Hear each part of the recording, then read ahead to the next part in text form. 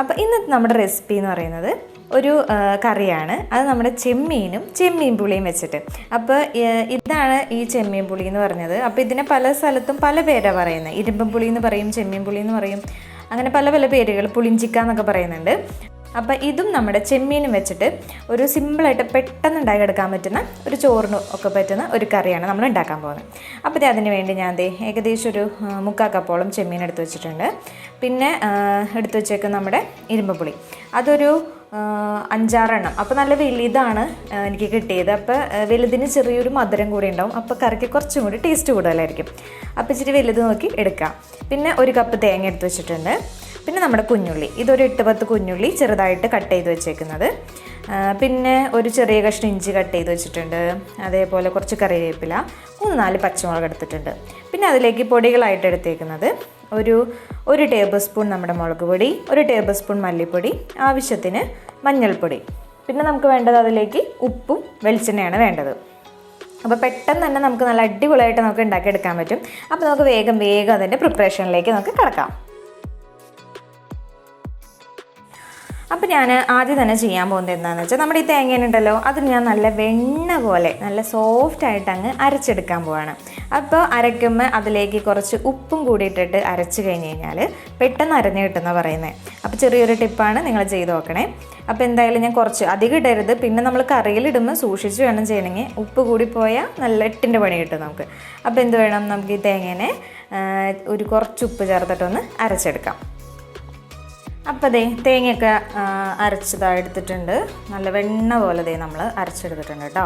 ഇനി ഞാൻ ചെയ്യാൻ പോകുന്ന പരിപാടി, ഞാൻ ഒരു ചട്ടി എടുത്തിട്ടുണ്ട്. ഈ ചട്ടിയിലേക്ക് നമുക്ക് ആദ്യം തന്നെ നമ്മുടെ ചെമ്മീൻ ഇട്ട് കൊടുക്കാം.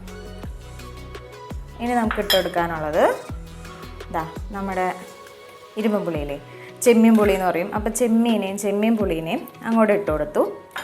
ഇനി അതിലേക്ക് പച്ചമുളക്, പിന്നെ നമ്മൾ കട്ട് ചെയ്ത് വെച്ചേക്കുന്ന നമ്മുടെ കുഞ്ഞുള്ളി, അതേപോലെ ഇഞ്ചി, കറിവേപ്പില ഞാൻ എടുത്ത് വെച്ചേക്കുന്നതിന് കുറച്ചിട്ട് കൊടുക്കുന്നുള്ളൂ കേട്ടോ. ഒരു 2 തണ്ട് എടുത്തു, അതിൽ 1 തണ്ട് ഏകദേശം ഇട്ടിട്ടുണ്ട്. ഇനി ഇതിലേക്ക് ഇട്ട് കൊടുക്കാൻ പോകുന്നത് നമ്മുടെ പൊടികൾ. അതിട്ട് കൊടുക്കുക.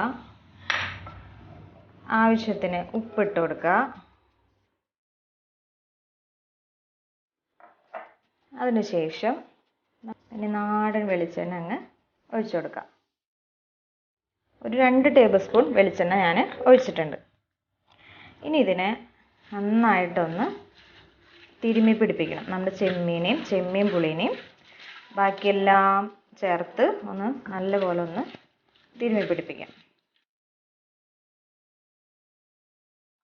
ശരിക്കും നല്ലപോലെ അങ്ങ് തിരുമ്മണം കേട്ടോ. നല്ലപോലെ അങ്ങ് തിരുമ്മി അങ്ങ് പിടിപ്പിക്കുക. അപ്പോൾ ഇതിലേക്ക് നല്ലപോലെ എല്ലാം അങ്ങോട്ട് ചേർന്ന് നമ്മുടെ ഉള്ളിയും എന്താ പറയുക പച്ചമുളകും വേപ്പിലയും ഒക്കെ നല്ലൊരു സ്മെല്ല് ഇപ്പോൾ വരുന്നുണ്ട്.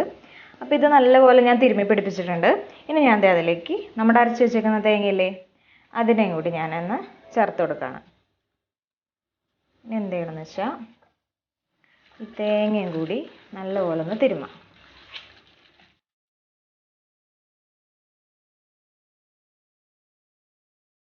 നല്ല മണമൊക്കെ വരുന്നുണ്ട് കേട്ടോ. നല്ല പച്ച വെളിച്ചെണ്ണയുടെയും പച്ചമുളകും എല്ലാം കൂടി അങ്ങോട്ട് ചേർന്നിട്ട് നല്ലൊരു സ്മെല്ലൊക്കെ വരുന്നുണ്ട് ഉള്ളിയുടെയൊക്കെ. അപ്പോൾ തേച്ച് പിടിപ്പിക്കണ പരിപാടി നമ്മുടെ അങ്ങോട്ട് കഴിഞ്ഞു. ഇനി ഒരു 15 മിനിറ്റ് ഇതിനൊന്ന് റെസ്റ്റ് ചെയ്യാൻ വയ്ക്കാം. ഓക്കെ, എന്നിട്ട് അതിന് ശേഷമാണ് നമുക്ക് ബാക്കി പരിപാടികൾ. ഒരു 15 മിനിറ്റ് നമ്മുടെ ഇതൊന്നിങ്ങനെ ഒന്ന് മൂടി വെച്ചേക്കാം. ഒന്നിരിക്കട്ടെ കേട്ടോ, ഒരു 15 മിനിറ്റ്. അപ്പോൾ ഒരു 15 മിനിറ്റ് ഏകദേശം കഴിഞ്ഞിട്ടുണ്ട്. ഞാൻ പിന്നെ അതിലേക്ക് ഒരു ആവശ്യത്തിന് 1-2 കപ്പ് വെള്ളം ഒഴിച്ചു കൊടുക്കാൻ പോവാണ്.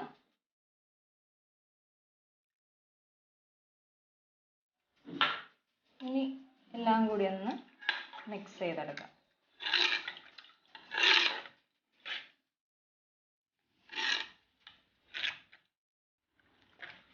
ഇതെല്ലാം നല്ലപോലെ ഒന്ന് മിക്സ് ചെയ്തെടുത്തിട്ടുണ്ട്.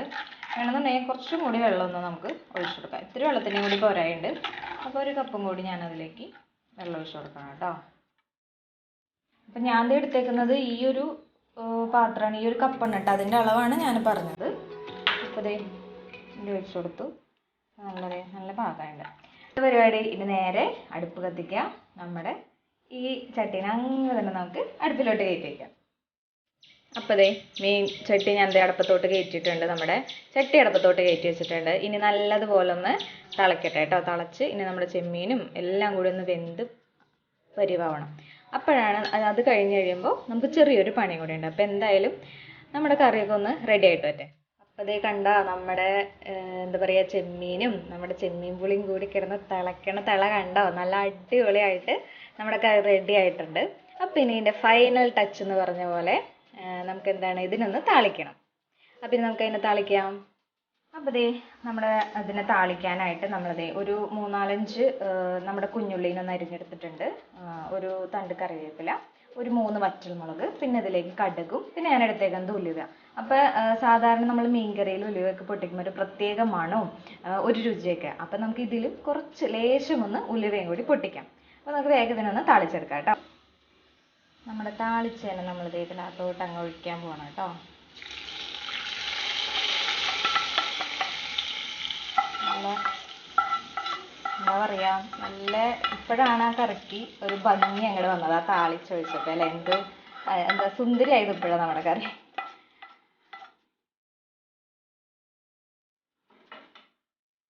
അപ്പോൾ ഇതേ നമ്മുടെ അടിപൊളിയായിട്ടുള്ള ചെമ്മീനും നമ്മുടെ ചെമ്മീൻ പുളി, അതായത് ഇരുമ്പൻ പുളിയും കൂടി നല്ല അടിപൊളി ചാറുകറി ആയിട്ടുണ്ട്.